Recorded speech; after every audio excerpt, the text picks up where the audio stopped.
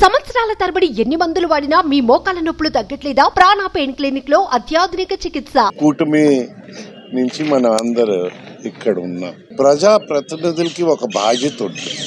మీకు సింపుల్ గా చెప్పాలంటే ప్రజల తరఫున మీరు నిలబడాలి, ప్రజల సమస్యల్ని పరిష్కారం కోసం ప్రయత్నించాలి. పరిష్కారం అవుతుందా లేదా వేరే కథ అది, కానీ ప్రయత్నం చేయకపోతే అసలు పరిష్కారం కాదు. రాజకీయ చరిత్ర చూస్తే తెలుగుదేశం వాళ్ళు ఎవరైనా నందమూరి తారక రామారావు గారు అంటే ఒక అపారమైన గౌరవం. ఆయన దుష్ట శక్తులు వచ్చేటప్పుడు, లక్ష్మీ పార్వతి అలాంటి మనిషి వచ్చేటప్పుడు ప్రజా ప్రతినిధులందరూ నిలబడి ప్రజల తరఫున పని చేస్తా వచ్చారు.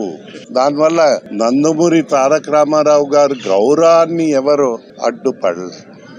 మీరు ప్రజాప్రతినిధిగా వ్యవహరించకపోతే మనమందరం ఇటీవలే అనుభవించిన విషయాలే అవుతాయి. పదవుల్ని పట్టుకుని వేలాడుకుంటా పోతే ఇదే అవుతాయి. మీ బాధ్యతని మీరు స్వీకరించి డిశ్చార్జ్ చేయవలసి ఉంటుంది. ఇటీవలే పక్క రాష్ట్రాలు ఒడిశా, ఆంధ్ర ముఖ్యమంత్రులు మారారు. ఏ ప్రజాస్వామ్యంలో సహజమే ముఖ్యమంత్రులు మారడం, మంత్రులు మారడం, ప్రజాప్రతినిధులు మారడం, ఇవన్నీ సాధ్యమే.